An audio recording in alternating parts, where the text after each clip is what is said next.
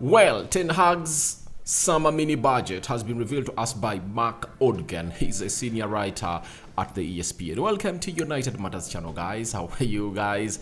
And where are you watching us from? We are into the mix to bring you the likes of Wan-Bissaka revealing to us what really changed after the World Cup, because before the World Cup, he couldn't get into the team of Manchester United, not even on the bench.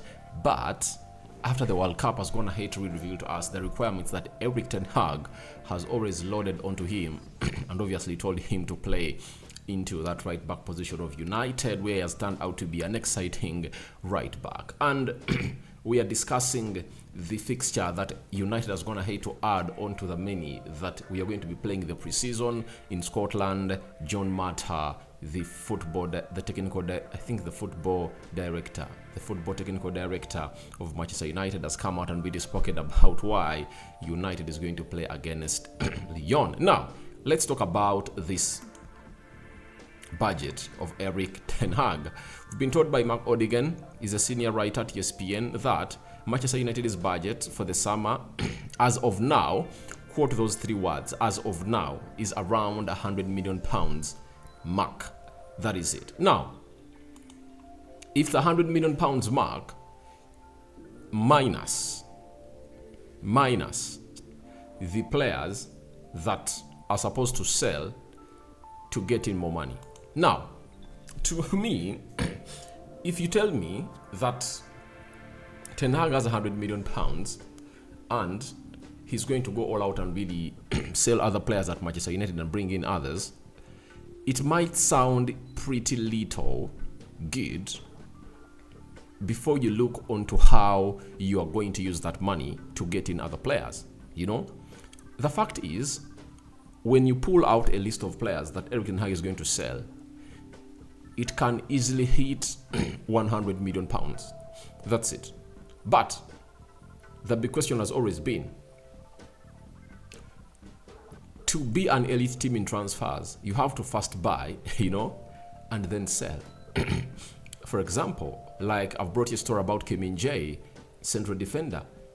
You shouldn't sell Harry Maguire first, then you go ahead and really buy Kim Min-jae. Napoli will come out and really call for more money. That's it, because they know you are desperate and you've already let one of your players go and you want Kim Min-jae. You understand? So, what we have to do, we have to first buy Kim Min-jae, and after buying Kim Min-jae, then we go all out and making those calls in for a player called Harry Maguire. That's it. So, if you have to look at that angle, that amount of money is really a mini budget that Erik ten Hag won't even use to help him out in the problem that he's really having, unless you are telling him that he should go in for players who are £50 million each, like Kim Min-jae. At 45 you can get him, and at £55 million we go in with a striker for £55 million. Yet he has called for world quality players. That's what Ten Hag has called for. So this is where the decision on who is going to be the owner of Manchester United comes in to really bite us. That's the cold harsh fact.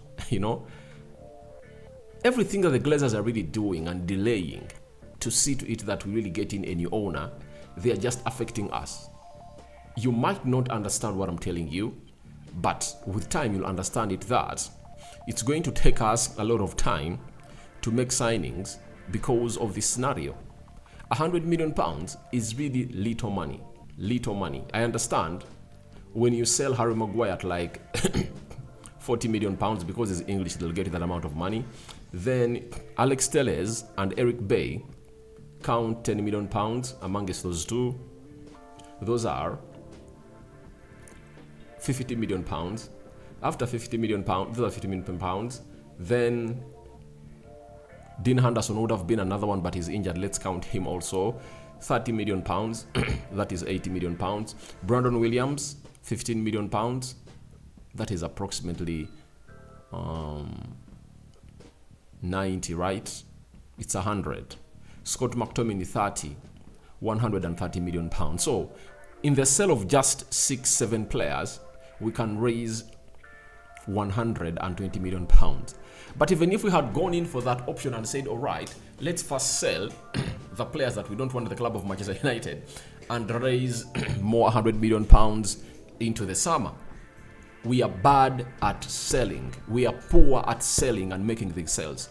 This is where that 100 million pounds comes in as something little.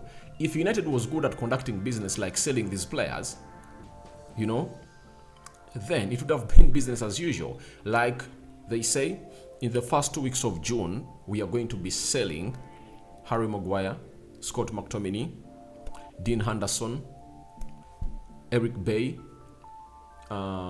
which other player? Alex Telles, Brandon Williams. Those 6 players are going to be sold in the first 2 weeks of June, and that will help us raise close to 100 million pounds, and maybe have 200 million pounds plus for the team of Manchester United. So to me, it has come out to my understanding that it's something that the Glazers are doing intentionally because they know that they can easily walk away with the shame, and they walked away with the shame for very many times, and this time round they are not even bothered about who is going to be the owner of Manchester United, provided for them if they get in the amount of money that they really deserve. So I think it's obviously a very bad mini budget for Erik ten Hag that cannot really take him to where he wants to be next season, especially getting in quality players, as he put out a conversation that he has done the groundwork, he has given them the players, and now it's up to them to really deliver him the players. It's all about the finances. That's what Ten Hag really said. So it shows you that the manager is set for the transfer window. He's ready to attack it like never before, but the finances are the ones that might limit him from doing what he is supposed to be doing for this club of Manchester United. Let's go to Aaron Wan-Bissaka, Nachi Tende. There is my Ghanaian friend who loves Aaron Wan-Bissaka a lot, Timos Donker, Sese, and very many others. This story is dedicated to you, and Bisegel are in here for you. Bissaka has of today been asked what has changed since the World Cup. He said, I'm playing. I would say it's a good feeling. I'm happy that I'm being given the chance to play under this manager, and I'm grateful for the chance. Obviously, he's playing, grateful for the manager, and things have all gone in favor of Aaron Wan-Bissaka. And let no one lie to you that he's not that kind of person that has failed to impress. This boy has gone on to impress this season, and the way he has gone ahead to really impress has really seen us really love every effort that he has gone ahead to put out on the field of play. That is Aaron Wan-Bissaka, and the way he feels free has left everyone into an ocean of questions. Then they asked him on the requirements from Erik ten Hag. He said, just to be proactive at both ends of the pitch, I understand what he demands and just where he wants me on the pitch. And also what he wants from the whole squad. So, I love this boy.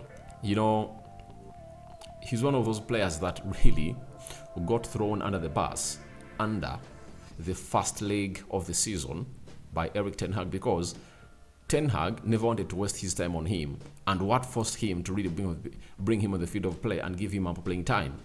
Obviously, it's when the budget was not there for United to go in and bring in a right back in the January transfer window, and a player called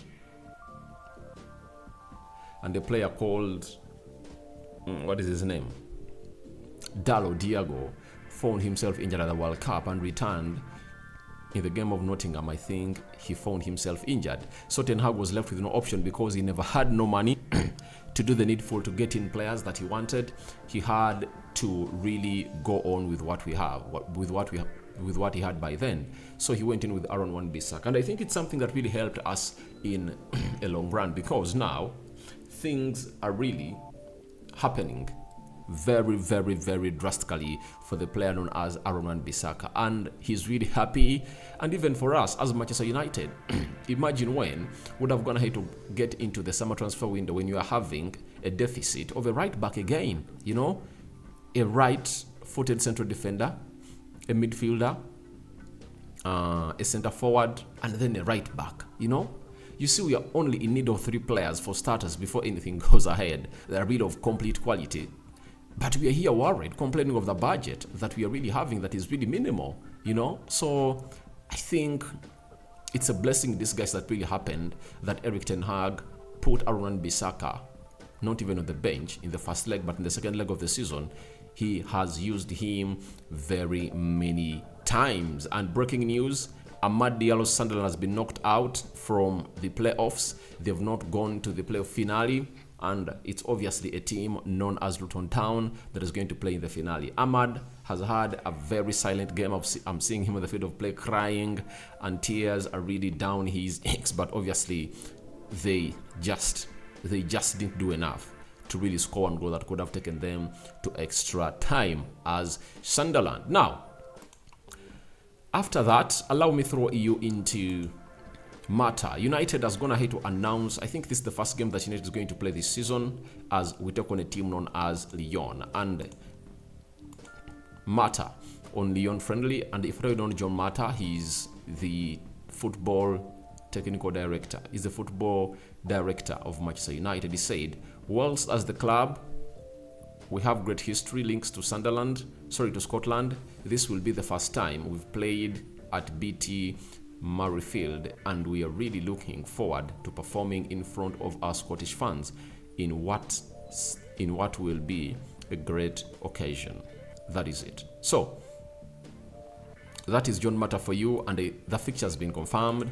So now, what does that mean? It means that we are having another fixture added onto the many that we are confirmed before of the pre-season. Now, our pre-season first game is going to be against Wrexham.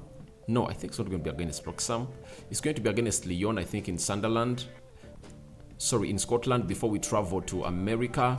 Then in America, we'll play Arsenal, we'll play Wrexham, we'll play Real Madrid, and we'll play Dortmund. I think there should be another fixture in there for you, because I think there should be like 6. One is left, and I think one more is going to be announced by Manchester United. But Real Madrid, Arsenal, Wrexham, not bad fixtures, and Borussia Dortmund for Manchester United. So guys, your thoughts onto Ten Hag's summer mini budget that is there for now.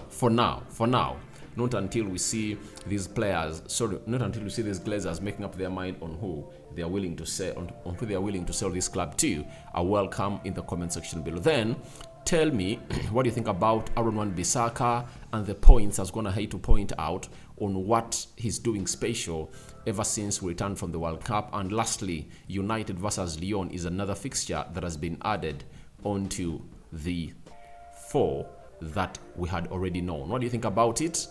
Rokan David is my name. I cover you all in the precious blood of Jesus Christ. I sign out for now. See you later. And we are returning with the bid of Sheikh Jassim Al Thani that he has gone ahead to put it in there for you, and he has labeled it, take it or leave it. I'm out.